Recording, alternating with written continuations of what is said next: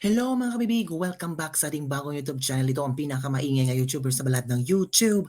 Ako si Kabibig, maglebak-lebak na tayo with evidence. Pasensya na mga kabibig na medyo late ako makapag-video ngayon. Pero nandito naman ako, 'di ba? Para sa inyong hypo sa lahat ng ating mga solid liquid gas na mga lebak-lebak with evidence, lalo ng ating mga OFW all over the world. Kumusta? At sana nasa mabuti po kayong kalagayan ngayon. Heto na mga kabibig. Base sa title ng aking vlog ngayon, eksklusibo, VP Sara nagsalita na laban sa pulburon video ni BBM. Ala, talaga kabibig. Nagsalita na si VP Sara. Ay naku, hindi nyo ba nabasa sa open letter ni VP Sara para kay Romel Marbel? Naku, nandoon ni-mention ni VP Sara ang pulburon video at napaka-straightforward na talagang binanggit ni VP Sara. Sabi pa ni VP Sara, nagsimula nyo akong gurgurin. Nagsimula kayo naging na iba ang inyong patutungo sa akin na kinuha nyo ang mga PNP security ko noong nag-resign ako bilang DepEd Secretary. Noong sinabi ko na catastrophic ang SONA at yung paglabas ng pulburon video, nagsimula nyo akong gurgurin. Doon mga kabibig, parang may alam yata di umano si BP Sara. So it means kabibig, totoo? Totoo ang pulburon video? I don't know kung totoo ba siya, pero naisingit ni VP Sara sa kanyang open letter. Nako, kakaiba yan kabibig kung talagang sinabi yan ni VP Sara. Oo, nabasa ko.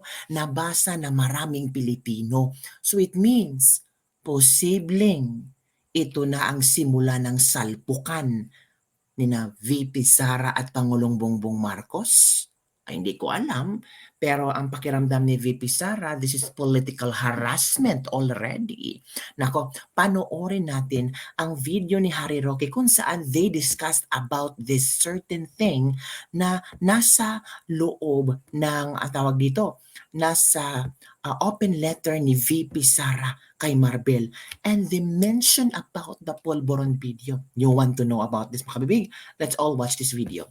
Kapansin-pansin sa naging pahayag na inilabas kahapon ni VP Inday Sara, si Maharlika, kayo ang gamit nyo, pulburon video, meron pang WPS, white powdery substance. Pero siya, diretso.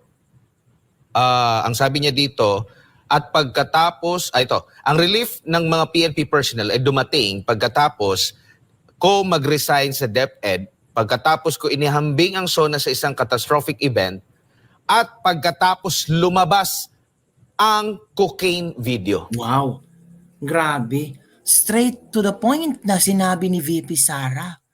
O nga kabibig, no, hindi ko napansin. Hindi natin napansin kasi we're more focused on the relief of the PNP security. Pero kung balikan natin itong open letter, mapatunganga ka talaga na only VP Sara mentioned the specific white powdery substance. So ano ibig sabihin niyan kabibig? Baka may alam siya. Bakit niya agad-agad na mention? Bakit niya talagang walang patumpik-tumpik pa? Straight to the point. Pagkatapos lumabas ang cocaine video, sinabi ba doon sa nilabas na video na yun ay isang kokani or coke? Hindi naman, di ba? It's just only a video showing a certain person. Pero si VP Sara, hindi natatakot talagang mentioning the specific substance. So, what do you think mga kabibig? May alam ba si VP Sara sa videong ito? Well, tingin ko naman po walang sisinghot ng pulburon. Ang pulburon kinakain dahil matamis. Kung pulburon yan, lulutukin.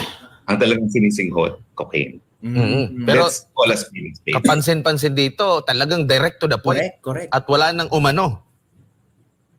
Kaya nga gusto ng tao mga Duterte Yan ang trademark, yan ang brand ng Duterte. Walang paligoy-ligoy, walang Correct. kaplastikan. You Correct. get Tama. Tama si Harry Roque. Bakit minahal ng tao ang mga Duterte? Kasi totoong tao sila. Hindi puro pampakitang tao. Hindi sila yung mga taong gumagamit lang ng sambayanang Pilipino sa panahon ng eleksyon. Sila yung mga tao na nanindigan kung anong serbisyo ang iaalay nila sa mga tao.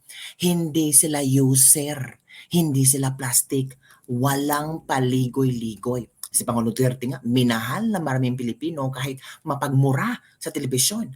At na-miss ng maraming Pilipino yung every night na gagawin ni Pangulong Duterte na mag-State of the Nation siya every night kahit magmura-mura pa si Duterte. Pero ang mga Pilipino excited sa mga talk of night show or night talk show ni Pangulong Duterte kasi nakita ng mga tao na ito yung totoong tao. Hindi yung puro pa-English-English, tapos parang feeling untouchable, pero sa likod, demonyeto. what you see and you hear what is said. Walang paligoy-ligoy. Correct. So ngayon, ang tanong nga natin is ulitin natin, no? Nandyan ang cocaine sniffing video. Sumagot ka. Ikaw ba yan? True. Ikaw ba'y gumagamit ng cocaine? True. At bakit ayaw mong magpa-hair follicle test para Correct. What if kabibig, no? Babalik niya si VP Sara galing sa Germany. And someone from media will ask her about, VP Sara, what is your comment about the Pulveron video? Ano kaya isasagot ni VP Sara? Kasi natanong na si Pangulong Bongbong Marcos ito matagal na. Alam niyo ba kung anong sagot ni Pangulong Bongbong Marcos? Tumawa lang siya. Si VP Sara kaya, ngayong palaban na siyang sumagot. Ngayong parang wala na siyang inhibition. Wala na siyang reservations. Kung ano ang gusto niya sabihin, sasabihin niya. Nako. mapasinungalingan na yan? At kapansin-pansin na hindi naman siya directly, nung tinanong siya, tumawa lang siya. Wala pang malapit sa kanya na mga kamag-anak, kapatid o mga anak o kahit yung kanyang asawa na nagpasinungaling na addict ba siya o hindi. Totoo ba yung mga akusasyon laban sa kanya? Totoo mga kabibig. Kaya nga si Sasurugando Sasot, oo mga kabibig, talagang kinall out niya si Amy Marcos. Alam nyo ba? Talagang parang gigil na si Sasurugando Sasot. Kasi wala sa mga totoo naman sinabi, wala sa mga relatives ni PBBM, kahit nga si Amy Marcos, hindi nagsalita tungkol dito. Kaya kinall out na siya ni Sasurugando Sasot mga kabibig. As in, sabi ni Sasurugando Sasot, Senator Amy Marcos, anong ma-comment mo tungkol dito? Kasi ang mga tao, hysterical na. Ang mga tao talagang gusto nang malaman kung totoo ba itong Pulveron video. Bakit po kayo tahimik tungkol sa Pulveron video? May tinatago ba kayong sikreto na kailangang malaman ng sambayanang Pilipino? Di ba mga kabibig? Bakit nga ba tahimik si Senator Amy Marcos? Kasi pag nakita niyang hindi maganda ang pagtakbo ang pagdala ng kanyang kapatid sa Pilipinas, normally, kailangan she will give advice to her brother. So it means, hindi siya pinakikinggan ni Pangulong Bongbong Marcos. So it means, wala siyang power para kausapin si Pangulong Bongbong Marcos. Ano nangyari sa mga Marcos ngayon? Ang sumagot sa kanya ay kalihim ng DILG at DND. At saka, sinabi nila na fake yung video na yon bago pa man nagkaroon ng kahit sinong ahensya ng pagsusuri. So nung lumabas yung pagsusuri, di emano ng DNBI at DICT, alam namang pasinungalingan nila yung sinabi ni Secretary Abalos at ni Secretary Gibo. Siyempre, ang magiging tono nila, alinsunod dun sa naging deklarasyon ng dalawa na nagsabing fake yan, miski wala pang kahit anong pagsusuri na ginawa. Nabanggit nga nitong si VP Sara yung sinasabi niyang mga kasinungalingan nitong PNP chief na makailang beses na nababanggit sa press con, mga interviews at nadadawit itong si VP Sara, na sabi nga ni VP Sara, tama na, hindi ko na maatim yung lahat ng mga kasinungalingan na ginawa mo. Gaano kadelikado ito, attorney, na mismo ang pinuno ng pambansang pulisya ay may ganitong mga hakbang pala? Isa pa sa mga notable dito, yung pag-casing mismo sa bahay ni VP Sara. Nako, delikado ka, Bibig, no? For me, how to answer this question, parang mawawala ng tiwala ang mga tao sa mga pulis. Si VP Sara nga, second highest official sa ating bansa, vice presidente, ginagawa na ng ganito, casing, PNP casing sa sa area kung saan nakatira si VP Sara. How much more tayo, mga ordinaryong tao? Ano kaya ang pwede lang gawin sa atin? Wala nga silang takot na mag-surveillance, hanapin ang bahay ni VP Sara. Diba mga kabibig? Parang nakakatakot na. Diba sa panahon ni Pangulong Duterte, mahal na mahal ni Pangulong Duterte ang mga pulis. In fact, pinataasan pa ang sahod nila, di ba? Naalala pa kaya ng mga PNP kung ano ang ginawa ni Pangulong Duterte para sa kanila? In fact, noong sa panahong Duterte pa, mga nako, mataas ang pagtingin natin sa mga pulis kasi ang daming ginawa nilang maganda. Talagang yung drug of war, as in ramdam na mga Pilipino na ay safe tayong lumabas, di ba mga kabibig? Pero ngayon parang delikado na, nakakatakot, di ba? Parang maraming taong missing, maraming pagpupulburon-pulburon, pati yung mga kapitbahay natin para natatakot ng lumabas. Kasi, well, nakikita na obserbahan natin, di ba? Well, nakapagtataka nga yun eh. Bakit tinuturing na kalaban ang ating Vice President samantalang siya ang pinakamangalawang mataas na opisyales? Alam mo, yung katunggali na si Lenny nung panahon ni dating Presidente Duterte, ang alam ko dyan, ni minsan hindi yan tinuring na banta para i-casing ang kanyang pamamahay. No? Correct. So ngayon talaga, malinaw na baka meron talaga silang mga plano na sa susunod na mga panahon, pagbintangan, bigyan ng paratang na krimen laban kay VP Sara at tuluyan ng arestuhin.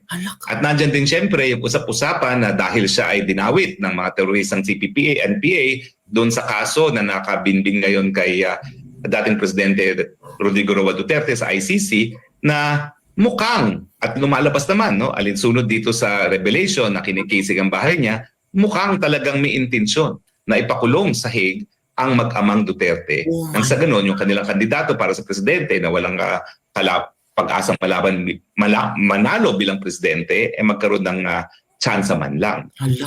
Delikado nga mga kabibigi. Kasi news ngayon talagang sinabi ni Trillanes na talagang nakipag-coordinate na ang ICC sa gobyerno. Para yatang, for me parang naramdaman or na-obserbahan na maraming Pilipino ngayon na parang aktibo si Trillanes tungkol sa ICC. Diba?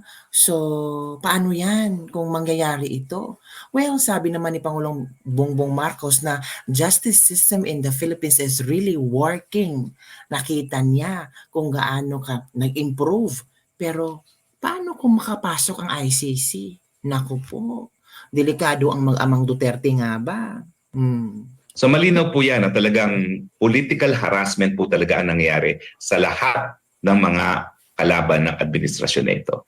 Attorney, kung isang ordinaryong Pilipino ang manunood at makikinig at babasa dito sa open letter nga ni VP Sara kay Romel Marbil, abay, pangalawang pangulo na yan. Yan ang may pinakamataas na botong nakuha ng eleksyon at naniniwala at nawala na ng gana at kumpiyansa dito sa PNP chief. Anong magiging implikasyon nito sa hanay ng kapulisan? Well, una-una, no? Sa taong bayan muna.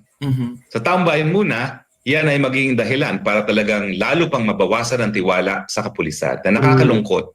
Dahil nung panahon naman ng ama ni Vice President Duterte, kaya nga siya dinadawit ngayon sa so-called extralegal killings at dinidemanda sa ICC kasi talagang pinanindigan niya ang mga pulis. Ang sabi niya, talaga namang bayolente itong war against drugs backupan ko mga pulis pag tamang ginagawa nila. O see? Di ba, mga kabibig, if you still remember, parang confident na confident tayong lumabas sa bahay, no? Nung si Duterte pa ang presidente, marami nagsabi, o pati sa probinsya, pati sa aming lugar, sabi talaga, naku, alam nyo ba yung mga gumagamit, nagtatago na. Alam nyo ba yung tukhang, maraming nagsurrender at nagbagong buhay, di ba? Bigla silang tumaba, biglang naging malusog yung mga gumagamit noon. Pero ngayon, balik sa dating gawi yung mga taong iyon. Kaya nga talagang nakumpara nila kung ano yung administrasyong Duterte at administrasyong Bongbong Marcos ngayon tungkol sa war on drugs. At ito pa nga bibig ha, talagang sabi ni Brosas, kailangan darating or pupunta si Pangulong Duterte sa House hearing tungkol sa sa war on drugs niya kasi hindi matatapos daw ito kung hindi pupunta si Pangulong Duterte. So parang nagmamakaawa si Brosas, talagang nag-speech siya doon na kailangan si Duterte pupunta dito. Oo po si Duterte para ating ang tawag dito, matanong tungkol sa war on drugs. Bakit po kayo? Judge po ba kayo? May kaso na ba kay Pangulong Duterte para pupunta siya doon? Oo po siya doon. Ano ba siya? Resource speaker? Diba? Naku. Dinoble pa nga niya ang sweldo. No? So nakapagtataka na itong si Marbel ay parang ang bilis makalimot. No? Na nung minsan, kaya nga ngayon, nasasakdal ang Presidente Duterte sa mga kaso dyan sa ICC dahil pinanindigan niya ng lahat ng napatay ng pulis ay nagkaroon ng banta sa buhay ng pulis. Oh. Now, sa taong bayan, kung ang buhay ng Vice President na pinakamataas na mandato ang nakuha sa huling eleksyon ay hindi mabigyan proteksyon ng kapulisan, paano pa kaya yung ordinaryong mamamayan? True. Meron pa ba silang aasahan na mabibigyan sila ng proteksyon para sa kanilang mga buhay? No? At syempre, sa hanay ng mga pulis, hindi nila maintindihan kung paano magagawa ito ng kanilang hepe. Samantala ngayon, pinagbabayaran ng ama ni Vice President yung paninindigan niya na suportado niya ang kapulisan, maski siya pa ay mapakulong. True. Sagot niya ang gawain ng mga kapulisan dahil importante yung naging papel ng pulis dito sa droga, yung gera laban sa pinagbabawal na droga. Oo, napakasaklap at nakakalungkot, attorney, dahil kung ang PNP chief ay walang paggalang dito kay Vice President Sara Duterte, papaano na lamang yung mga ordinaryong mamamayan? Itulad na lamang natin dito sa KOJC. Alam niyo naman ang nangyayari dito, at kung maalala mo, attorney, si Romel Marbil, ito yung nagsabi na hindi pastor, si Pastor Apollo C. Kibuloy. Ano yung mararamdaman ng isang KOJC member pag narinig ito mula mismo sa PNP chief? Di ba? Napakasakit na walang bastos, with all due respect to PNP chief. Totoo. Bastos ang pagtawag na hindi pastor si Pastor Apollo C. Kibuloy. Hindi lang yan kabastusan. Yan ay isang napakalaking paglabag sa karapatang pantao. Correct. Dahil ang karapatan na magkaroon ng pananampalataya at kumilala ng mga pastor, kabahagi ng karapatan ng malayang pananampalataya. Freedom of religion. At yan, so yan ang kabibig, narinig natin si Harry Roque tungkol sa issue, tungkol kung paano niya na-explain lahat kung ano ang content sa kay VP Sara. Naku mga kabibig, eto pa ang ating dapat malaman. Naku, grabe to. Sabi dito, ang MNLF Davao State Chairman na si Rolando Asis Monk Olamit, we can provide security to VP Sara if it's necessary. Nako po mga kabibig, eto na tayo. Talagang ang MNLF magbibigay ng security kay VP Sara. Hindi nila pababayaan si VP Sara. Nag-aalok ang MNLF Davao na magbigay ng seguridad para kay VP Sara. Sabi naman ng ating mga netizen, thank you very much MNLF, have no fear, and they show so much gratitude after what Tatay Digong did for them during his administration. Okay pa tong MNLF, may malasakit kay VP Sara kumpara sa PNP chief Thank you so much, sir, na concern kayo kay VP Sara. Pagdating sana ni VP Sara sa airport, sana pupunta lahat ng mga volunteer para bantayan siya. Nakakahiya naman ang AFP and PNP. Ito MNLF na ang magbibigay security kay VP Sara. Naku po, paano yan? Di ba nakakawindang? Di ba? Yun ano kaya ang maging reaksyon ni PNP, tawag dito, Romel, na kung saan ang MNLF na ang magbibigay ng security kay VP Sara. 'Di ba? So kung ano ba ang mangyayari kay VP Sara, sino ang mananagot? Naku mga kabibig, sino kayang mananagot mga kabibig sa kung ano mangyayari kay VP Sara? Sino kaya? What do you think? Who do you think mga kabibig ang mananagot kung ano ang mangyari kay VP Sara? Ito ang sabi ni Attorney Harry Roque ha. Sabi ni Attorney Harry Roque na ikaw Marbel, kapag may nangyari kay VP Sara, suspect si Marbel. Hala, Attorney Harry Roque, tama ba iyan? Eto mga kabibig ang isang eksklusibong panayam ni Attorney Harry Roque kung saan kanyang sinabi talaga na kung ano ang mangyari kay VP Sara, ay nako, Marbel, dapat careful ka. Yan ang naging pahayag ni dating presidential spokesperson Attorney Harry Roque sa I am on the record as saying, pag minangyari kay VP Sara, suspect si Marbel. Yan ang naging pahayag ni dating presidential spokesperson Attorney Harry Roque sa ginawang pagbabawas ng Philippine National Police o PNP ng 75 police personnel mula sa security detail ni Vice President Sara Duterte at sa naging open letter ng pangalawang Pangulo sa PNP Chief. Ayon kay Roque, magkakaroon ng impresyon ng taong bayan na kaya tinanggalan ng security personnel ang bise ay para mailagay sa panganib ang buhay nito. Iisipin ng tao, kaya pala tinanggalan ng pulis para magkaroon ng pagkakataon na mapatay si VP Sara. That's on him. May point din si Harry Roque. May point to din si Harry Roque. Do you agree on the statement of Harry Roque? Na kaya pala tinanggalan ng security VP Sara para matsugi, magurgur. Nako. I am on the record as saying, pag minangyari kay VP Sara, suspect si Marbel. Napag-alaman na ang mga tinanggal na security personnel ni VP ay ang matagal nang nagbibigay ng seguridad sa Vice Presidente. Ang iba pa nga ay bahagi ng kanyang security noong siya ay alkalde pa ng Davao. Malinaw ayon kay Roque na may pinaplano laban kay VP Sara. Ang seguridad, kapag hindi mo pinagkakatiwalaan ng nagbibigay ng seguridad, wala ka rin seguridad.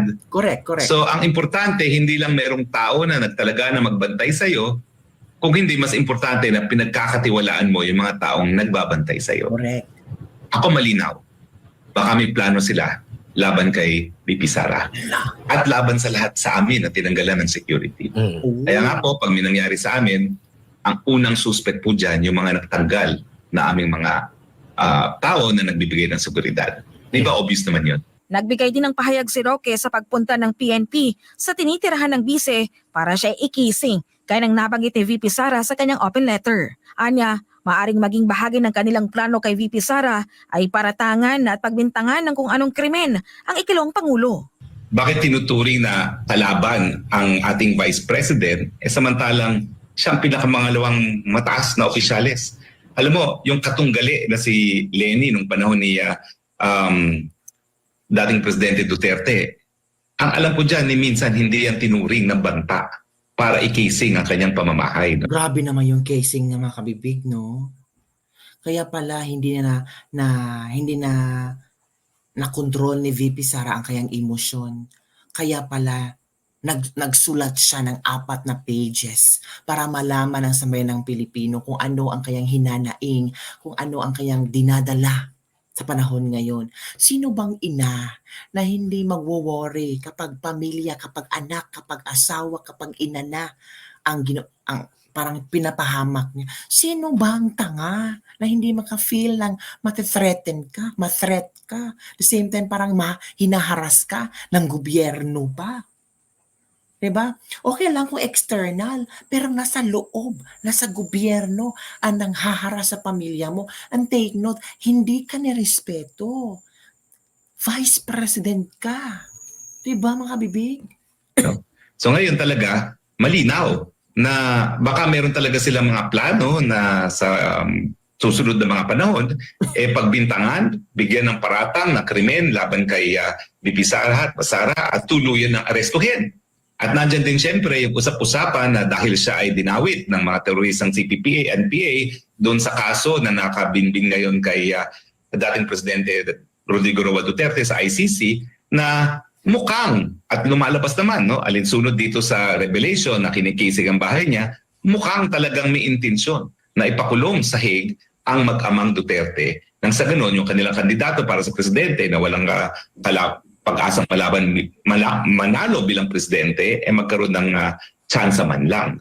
So malinaw po yan na talagang political harassment po talaga ang nangyayari. Si Marbil, iwas naman sa media nang hingan ito ng panig hinggil sa naging open letter sa kanya ng vice-presidente. At sa payo nito na laging magsabi ng totoo para hindi magkandabuhol ang mga kwento ng PNP chief. Natatakot na pag nagsalita pa siya, baka upakan siya ni VP Sara. Si Marbil ay minsan na rin sinaway ng The Kingdom of Jesus Christ. Nako, kung upakan siya ni VP Sara. Ano kayang pagmumukha ni Marbil? Kaya nga nag-comment si Senator Amy Marcos tungkol kay Marbil, 'di ba? Nagbigay na rin ng komento si Senator Amy Marcos tungkol kay Marbil. Ako, akong akala niyo ay hindi magko-comment si Senator Amy Marcos, talagang nag-comment na talaga siya at hindi na niya hahayaan. Sabi pa, VP Sara should have her security detail back ASAP. ASAP ha? First, she is the second highest elected official in the country whose safety must never be compromised. Second, she is Duterte, who like her father is a staunch defender of the law and order, hence stopping the CCP-NPA's order of battle. At sino naman yung Romel Marbel? Hindi ko yan kilala. No, ang taray ni Senator Amy Marcos pala kapag didepensa niya si VP Sara. At sino naman yung si Romel Marbel? Hindi ko yan kilala. Ang galing. Grabe. Ang taray ni na Senator Amy Marcos. Go, Senator Amy Marcos. Ipakita mo na rin ang pangil mo kasi marami nang nadismaya sa mga kinikilos mo kasi ang mga tao nag-uobserba na. Senator Amy Marcos, sabi ng iba, hindi ko nabubutuhan si Senator Amy Marcos kasi manggagamit din siya katulad ng kanyang ng kapatid. See? Nadamay ka sa iyong kapatid, Senator Amy Marcos. So paano yan kung tuloy-tuloy na yan ang ma-observe ng mga tao sa iyo? Di ba mga kabibig? So, kayo mga kabibig, tama lang ba itong pagpuna ni Senator Amy Marcos sa pagtanggal ng mga security ni VP Sara at talagang she commanded na ibalik ang security ni VP Sara ASAP? Ang tanong, makikinig ba ang kanyang kapatid? Baka dedma lang yan. Baka sabihin ni Bongbong, sino ka ba? Ako presidente, ikaw senador. Or baka mabasa ni F. Elisa Marcos, sabihin na, ano ba yung kapatid mo, Bongbong, ASAP daw. Di ba, mga kabibig? So, ano ang inyong komento tungkol dito, mga kabibig? Kasi lumalala talaga ang hidwaan na bato, mga kabibig, between Marcos and Duterte. Noon, Pangulong Duterte at si Bongbong Marcos. Ngayon parang, iba na, nasali na sa picture si VP Sara Duterte. Marami nagsabi, kasalanan niya ni VP Sara kasi nagalit siya sa confidential funds. Ay, tumahimik kayo. Confidential funds lang talaga masasabi niyo. Kung wala na kayong ibang mabash kay VP Sara ba, confidential funds. O di kaya sabihin niyo no comment. Anong no comment?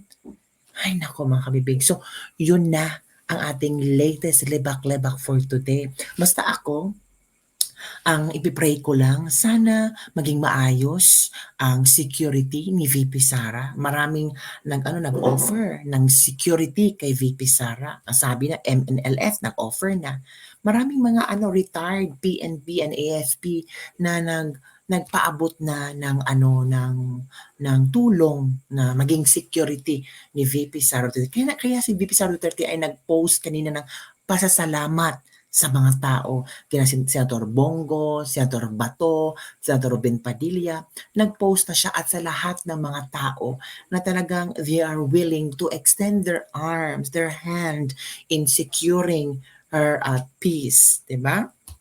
So yun lang makabibig ko, ikaw, if given a chance na maging security ni VP Sara, willing mo bang isakripisyo ang oras mo para protektahan ang ating Vice Presidente? Comment down below. Don't forget to like, subscribe, and share this video. Salamat po sa panonood. See you next time. Goodbye. Bye everyone. Kokak, kokak. See you tomorrow. Bye.